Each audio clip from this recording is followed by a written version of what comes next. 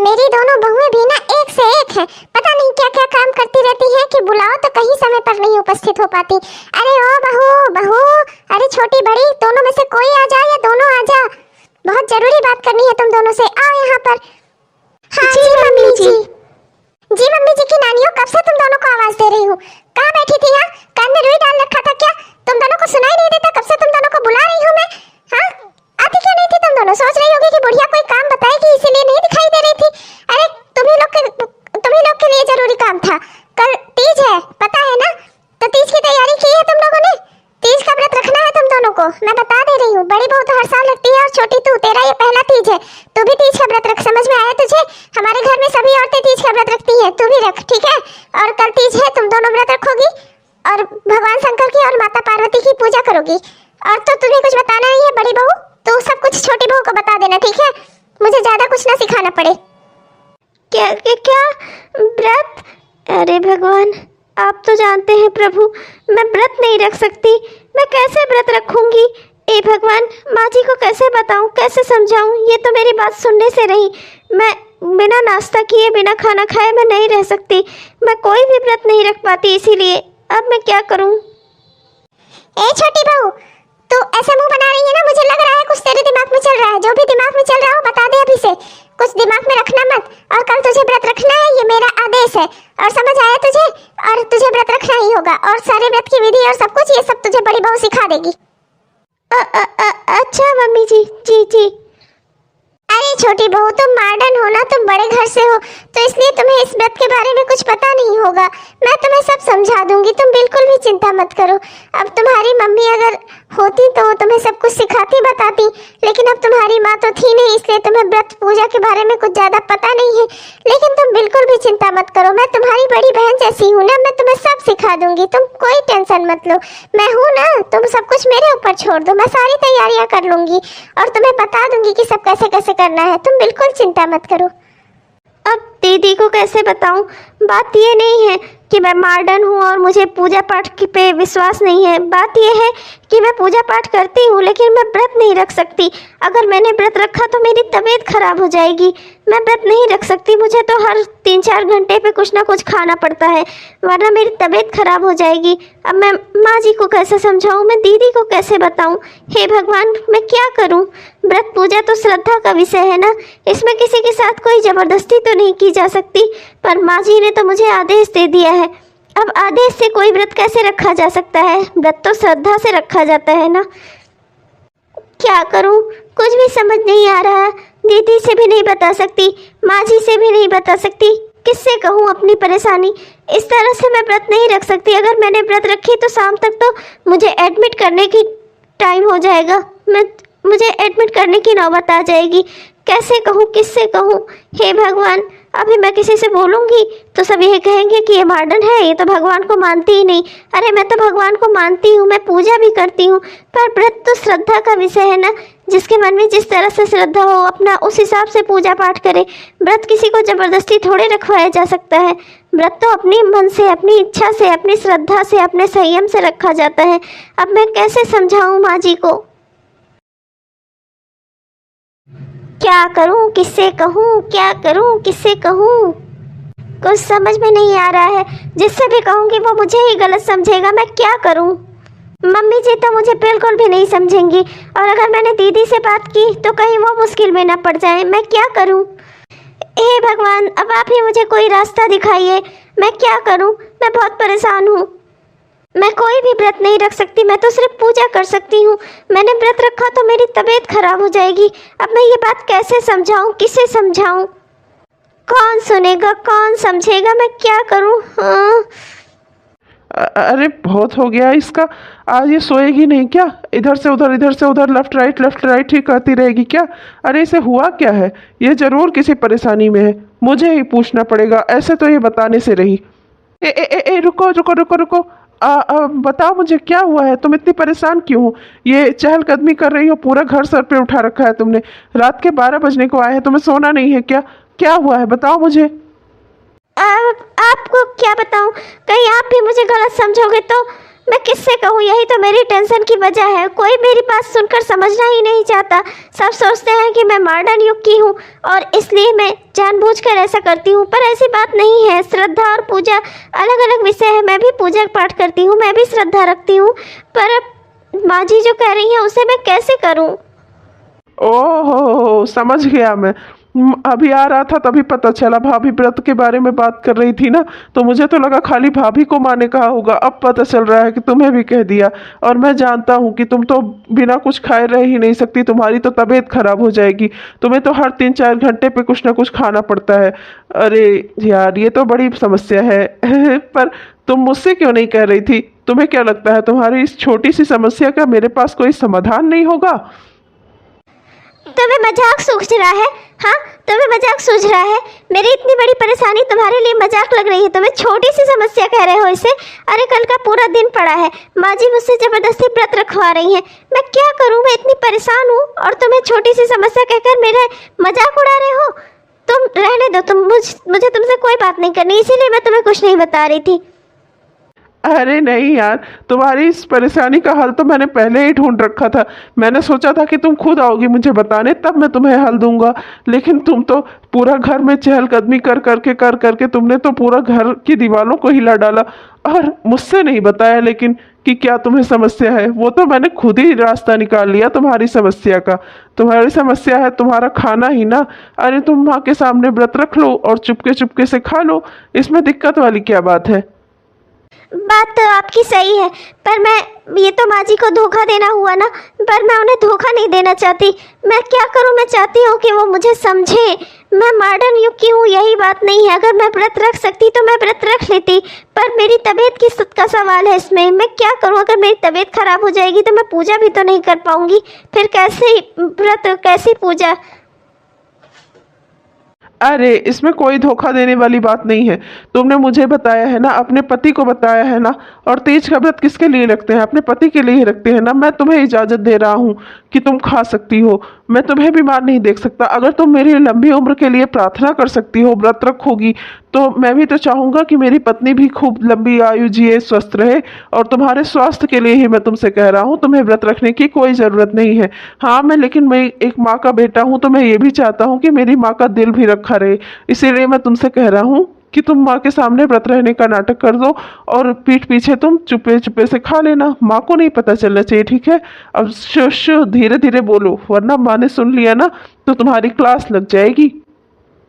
ओह, आप कितने अच्छे हैं। वाकई में भगवान ने मुझे तो बिना व्रत के इतना अच्छा पति दे दिया कि मुझे व्रत करने की ज़रूरत ही नहीं पड़ी। वाह। अच्छा ठीक है, मेरी तारीफ बाद में कर लेना। अब सो जाओ, रात के 1 बजने को आ गए हैं। तो छोटी, ये है शंकर पार्वती जी की मूर्ति, मिट्टी की मूर्ति। इसी की आज पूजा होती है। हमने सब कुछ चढ़ा उढ़ा दिया है, सब फूल फल माला सब कुछ लगा दिया है। अब तुम भी हाथ जोड़कर प्रार्थना कर लो भगवान से। मैं भी प्रार्थना कर लेती हूँ। हे भगवान, आप तो जानते हैं कि मैं आपका व्रत नहीं कर सकती, पर मेरे मन में आपके लिए पूरी और सच्ची श्रद्धा है। मैं हमेशा चाहती हूँ कि मेरा ये घर परिवार सुखी रहे, मेरे पति की आयु लंबी रहे, मेरा घर परिवार सुखी रहे, सभी की आयु लंबी रहे, सब परिवार में खुश रहे और सदा खुशहाल रहे। मेरी यही छोटी सी इच्छा है भगवान, कृपया पूर्वक आप पूरी कर दीजिएगा। मैं तो आपकी बेटी हूँ। आपको तो पता है कि मैं आपका व्रत नहीं रख सकती, पर मैं आपके लिए पूरी श्रद्धा रखती हूँ भगवान। व्रत न रहने के लिए मुझे क्षमा करिएगा प्रभु।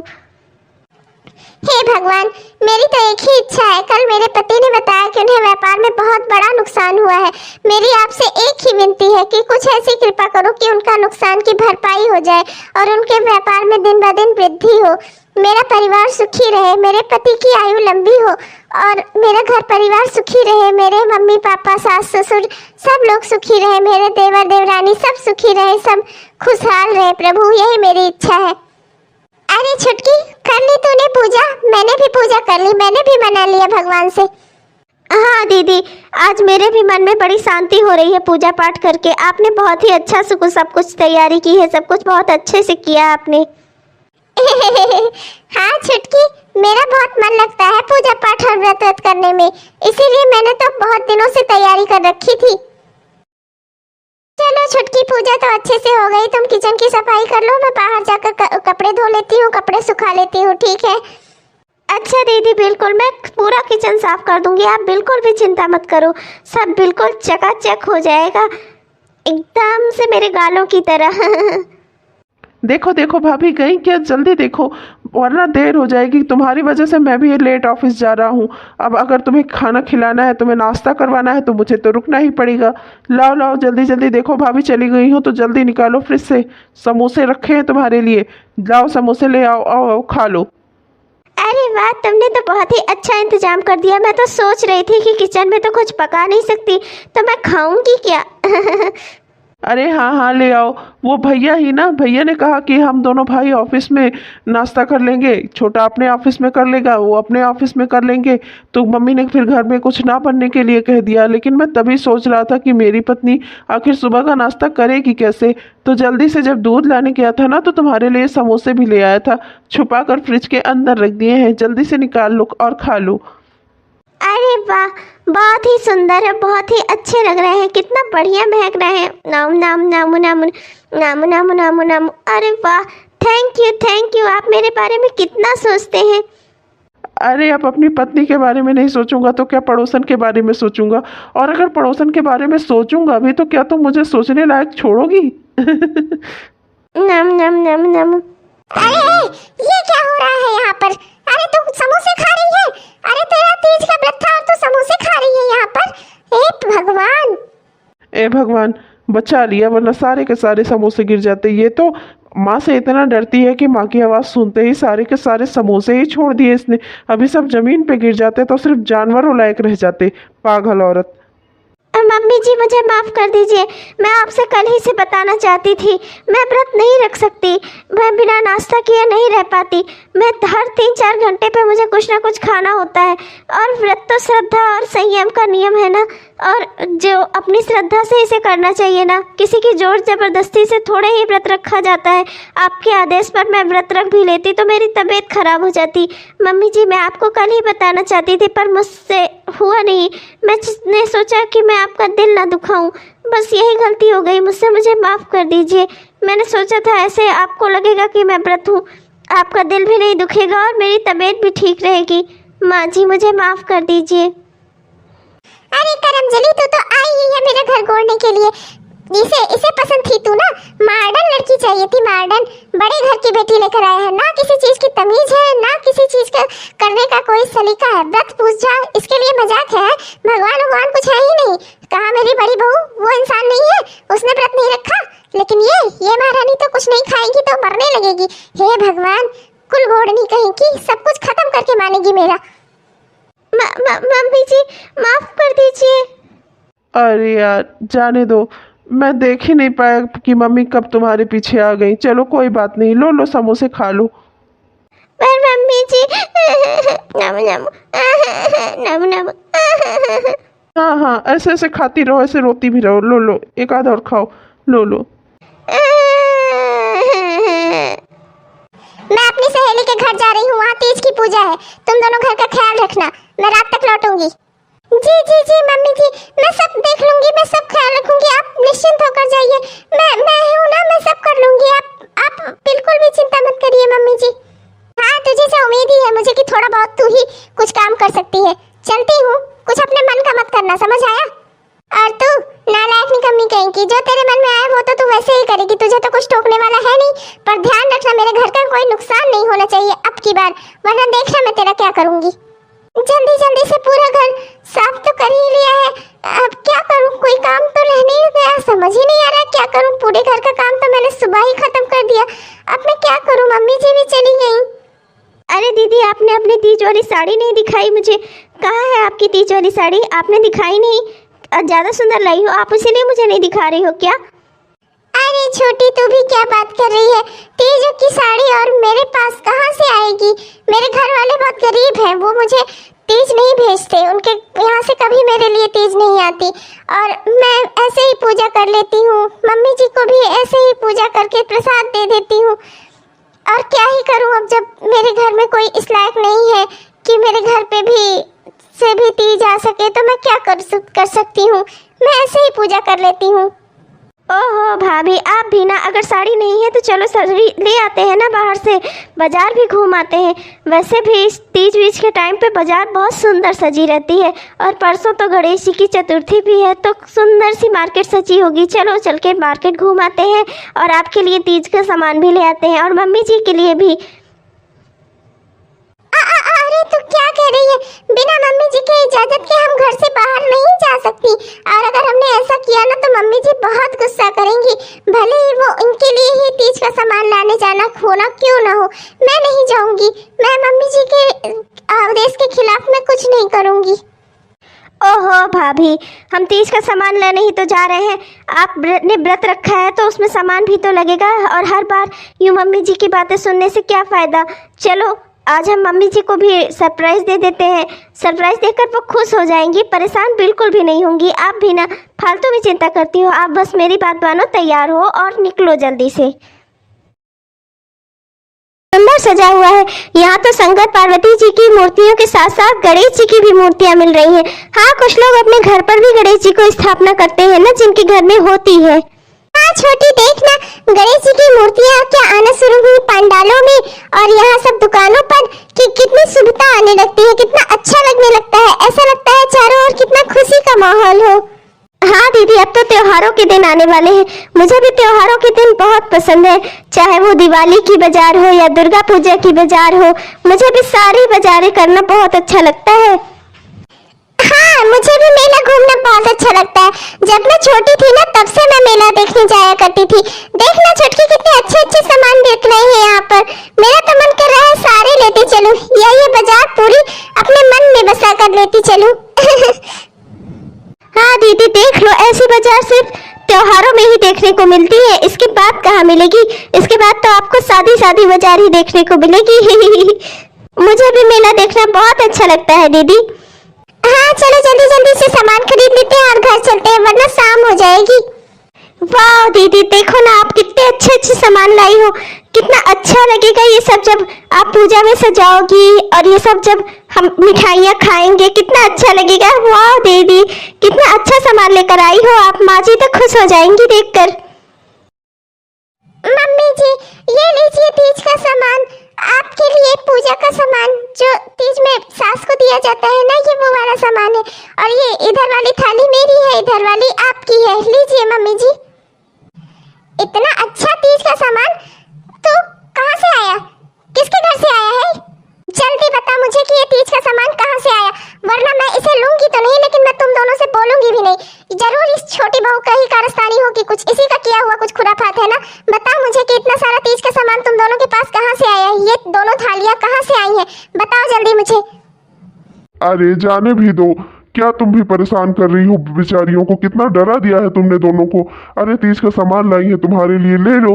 एक बहू अपने लिए लाई है, एक तुम्हारे लिए लाई है। तुम्हें तो खुश होना चाहिए कि बहू तुम्हारे बारे में इतना सोचती है, तुम्हारे लिए इतना करती है ये लोग, और तुम हो कि बेकार में उन लोग को डांट रही हो। सब बहू अपनी सास को तीज की साड़ी और थाली गिफ्ट करती हैं, वो भी कर रही है। अब तुम्हें ये भी जानना है कि वो ये लाई कहाँ से है। हाँ तो चुप ही रहो जी, अपना घर कैसे चलाना है वो मुझे पता है। ये इन्होंने आज मुझसे बिना पूछे कोई काम किया है तो ये आगे भी करेंगी। मुझे अभी जानना है कि ये सामान सारा कहाँ से आया, और अगर इन लोगों ने मुझे नहीं बताया तो ये थाली तो मैं इन लोगों से लूंगी नहीं, इनसे बोलचाल भी बंद कर दूंगी अपनी। बताओ दोनों, कहाँ से आया ये सारा सामान? मम्मी जी, मैं बताती हूँ आपको, ये थालियाँ कहाँ से आई। ये मैं लाई हूँ, मैं बाजार गई थी ना, मैं आपके लिए भी सामान लाई और अपने लिए भी सामान लाई। मेरे पास पैसे कम थे तो इसलिए जितने थे मैंने उसी हिसाब से थोड़ा थोड़ा सा सब खरीदा। लेकिन मम्मी जी, तीज में इतना तो करना ही पड़ता है ना, ये तो पूजा पाठ का हिस्सा है, मुझे माफ कर दीजिए। इसीलिए मुझे बाजार जाना पड़ा और ये सब सामान लाना पड़ा। हम आपकी इजाजत के बगैर बाजार गए, हमें माफ कर दीजिए मम्मी जी। ओहो, अच्छा अच्छा, अब तुम दोनों अपने मन की हो गई हो। वाह भाई वाह, मेरे इजाजत के बगैर ये दोनों बाजार घूम रही थी, सामान खरीद रही थी। हाँ, मुझसे परमिशन की कोई जरूरत ही नहीं है। जब मेरी कोई जरूरत ही नहीं है तुम दोनों को, तो तुम दोनों आज से अलग हो, अपना अलग बनाओ खाओ। मेरे में तुम लोग मत खाना और तुम लोगों के में मैं नहीं खाऊंगी। तुम जो भी बनाओगी उसे मैं नहीं खाऊंगी, और मैं जो भी बनाऊंगी उसे तुम दोनों को नहीं दूंगी। आज से मैं और मेरे पति अलग हैं, और तुम दोनों अपने अपने पतियों के साथ अलग अलग हो, सब अलग अलग बनाए खाएंगे। बहुत हुआ, तुम लोगों की मनमानी हो गई है एकदम से कि कोई चीज के लिए पूछना जरूरी नहीं है, जो मन कर रहा है कर डाल रही है। हाँ, अपने मन की होना है ना, तो रहो अपने मन की। ए भगवान, मुझसे बहुत बड़ी गलती हो गई। मम्मी जी कितना नाराज हो गई मुझसे। ए भगवान, मैं अब कैसे मनाऊंगी उन्हें। मेरा तो खाना बन गया है, देखो दोनों बहुओं का क्या हो रहा है। इन्होंने भी अपना खाना बना ही लिया होगा, खुश हो रही होंगी बल्कि कि आज बुढ़िया का खाना नहीं बनाना है, बुढ़िया बुढ़वा का खाना आज से अलग हो गया, हम पति पत्नी अपना अपना बनाए खाएं। दोनों दोनों खुश होंगी। चलो जरा देख कर आओ दोनों कर क्या रही हैं, मटर पनीर और पूरी छान रही हैं या छोला पूरी बना रही हैं। दीदी मुझे माफ़ कर दीजिए, सब मेरी गलती है। आप मुझे माँ की तरह प्यार करती हैं और मैंने आपको फंसा दिया। मैंने बेकार ही आपको बाजार लेकर गई। आप सही कह रही थी, बिना माँ जी के इजाज़त के हमें बाजार नहीं जाना चाहिए था। भले ही हमें पूजा पाठ का ही सामान लेना था, लेकिन हमें माँ जी से पूछ कर जाना चाहिए था। हमसे गलती हो गई। मैं माँ जी के पैर पकड़कर माफ़ी मांग लूँगी दीदी। आप जानती हैं मेरे पति भी मुझसे बहुत नाराज़ हैं। उन्होंने कहा है कि वो तब तक खाना नहीं खाएंगे जब तक मैं ऐसा खाना ना बनाऊं जिसे माँ जी भी खाएं। वो वही खाना खाएंगे जिसे माँ जी भी खाएं। मैं क्या करूं दीदी, मैं बहुत परेशान हूं। मैं माँ जी को कैसे मनाऊं? जाने दे छोटी, इसमें तेरी कोई गलती नहीं है। व्रत और पूजा के जोश में आकर मैंने भी माँ जी के नियमों का उल्लंघन कर दिया। मैंने भी नहीं सोचा कि उन्होंने मना किया था कि बिना उनकी इजाजत के हम कहीं नहीं जाएंगे। हमसे गलती हो गई, मुझे भी माँ जी से माफी मांगनी है। मेरे पति भी खाना नहीं खा रहे हैं, जब से उन्हें पता चला कि माँ जी खुद बना रही हैं तो वो भी खाना नहीं खा रहे हैं, और वो भी खाना नहीं खा रहे हैं, इसलिए मैं भी खाना नहीं बना रही हूँ। वैसे भी मैं जब भी खाना बनाती थी ना तो ये सोचकर बहुत खुश होती थी कि ये खाना अभी माँ जी को पास लेकर जाऊंगी, फिर माँ जी इसे खाएंगी। और जब मुझे लग रहा है कि आज मम्मी जी अब से अलग खाना बनाएंगी ना, तो खाना बनाने का उत्साह ही खत्म हो गया मेरा। अब मुझे खाना बनाने का बिल्कुल मन नहीं कर रहा है। जानती हो, मुझे जब मैं शादी करके इस घर में आई थी ना, मुझे गोल रोटियां भी बनानी नहीं आती थी, मुझे माँ जी ने सिखाई थी। दीदी मेरी वजह से आपको सच में कितना कुछ सहना पड़ रहा है। आपने भी तो मुझे कितना कुछ सिखाया था, माँ जी ने भी मुझे कितना कुछ सिखाया। मुझे तो कुकिंग बिल्कुल भी नहीं आती थी। माँ जी ने मुझे सब्जी काटना बनाना सिखाया। मेरा बिना उनके खाना बनाने का बिल्कुल भी मन नहीं करता। मैं जब भी सोचती हूँ ना कि माँ जी के लिए ये खाना नहीं जाएगा, तो मैं बिल्कुल भी खाना नहीं बना पा रही हूँ। मेरी तो आदत है कि मैं माँ जी के साथ खाना बनाऊँ। वो मुझे कितना कुछ सिखाती थी, अपनी बेटी की तरह उन्होंने मुझे सिखाया है। हाँ छुटकी, अब तो सब भगवान के भरोसे ही है। गणपति पप्पा सब कुछ ठीक कर दो, हमारी माँ जी को फिर से हमारी माँ बना दो। जब बार बार जाकर झांक कर आ रही हो कि तुम्हारी बहुएं क्या कर रही हैं, अकेले तुम्हारा मन नहीं लग रहा है, तो आखिर फिर उन लोग से सुलह क्यों नहीं कर लेती? मेरा भी दिमाग खराब करके रखा है तुमने। मुझे कोई सुलह उलह नहीं करनी। तुम्हारा खाना बनाकर ठंडा करके फ्रिज में रख दिया था, निकाल दे रही हूँ, चलो लो खा लो। वो लोग खाना बनाए या बाहर में जाए, मुझे कुछ सुलह उलह नहीं करनी किसी से। सब करे जिसे जो करना है। अब सब अपने मन का करे आराम से। अब तो सबको अलग कर दिया ना मैंने। रुको, फिर रहने दो, मैं भी खाना नहीं खाऊंगा। जब मेरे बच्चे खाना नहीं खा रहे, मेरी बेटियां खाना नहीं खा रही हैं, मेरे बेटे खाना नहीं खा रहे हैं, तो मैं ही खाना कैसे खाऊं? तो मेरे लिए ही क्यों बनाई तुमने खाना? मत बनाओ, मैं भी नहीं खाऊंगा। इस घर में कोई खाना नहीं खाएगा। जैसे तुम्हारी इच्छा, जैसे तुम्हें ठीक लगे करो तुम। इतने समय में कभी भी मैंने मेरे बच्चों को भूखा नहीं सोने दिया। कितनी भी गरीबी रही हो, मैंने इतना हमेशा कमाया कि मेरे बच्चे भूखे न सोएं। और आज तुम्हारी वजह से मेरे बेटे भूखे हैं, मेरी बेटियों जैसी बहुएं भूखे हैं। मैं उनके भूखे रहते मैं कैसे खाना खाऊं? हाँ, मैं इस परिवार का मुखिया हूँ और मैं ये सब अन्याय नहीं देख सकता। बुढ़ापे में मुझे तुम ये सब दिखा रही हो। मैंने सोचा था परिवार एक रहेगा, पोता पोतियों का मुंह देखूंगा, और तुम मेरे बेटे को ही मुझसे अलग कर दे रही हो, मेरे बच्चों को ही अलग कर दे रही हो।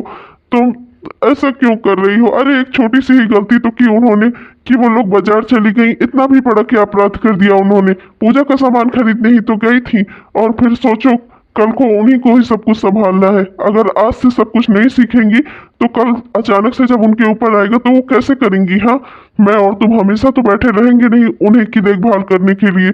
उनके खुद से भी कुछ आत्मनिर्भर होने दो। और तुम्हें तो चाहिए तुम उन्हें सपोर्ट करो, और तुम उन्हें बजाय सपोर्ट करने के और उन पर बंदिशें लगा रही हो।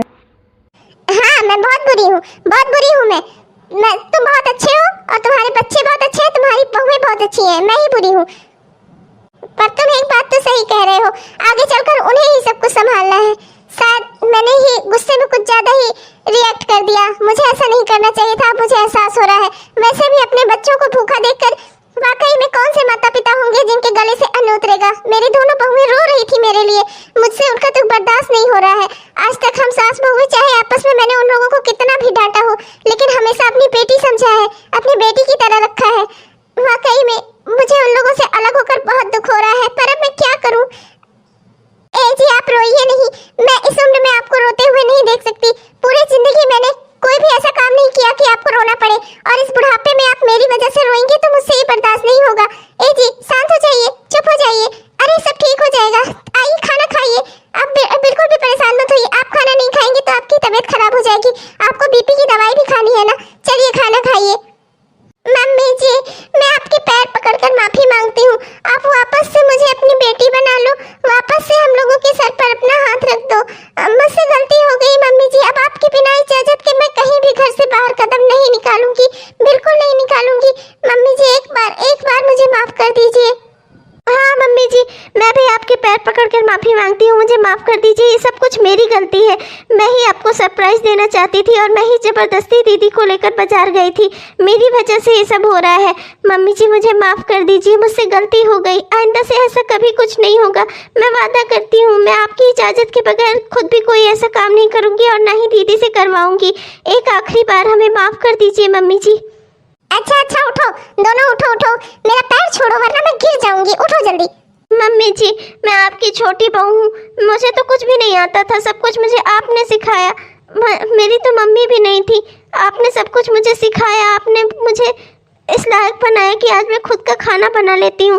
मम्मी जी मुझे माफ़ कर दीजिए, मुझसे गलती हो गई। मैं चाहती थी कि दीदी से तीज का सामान आपको दिलवाऊंगी तो आपको अच्छा लगेगा, गिफ्ट लगेगा आपको। मुझसे गलती हो गई, सरप्राइज देने के चक्कर में मैंने ब्लंडर कर दिया, सब कुछ खराब कर दिया। मम्मी जी माफ़ कर दीजिए। अच्छा नानी मैंने तुझे तो माफ कब का कर दिया, तुझे माफ ना करती तब तक तो यहाँ खड़ी ना होती।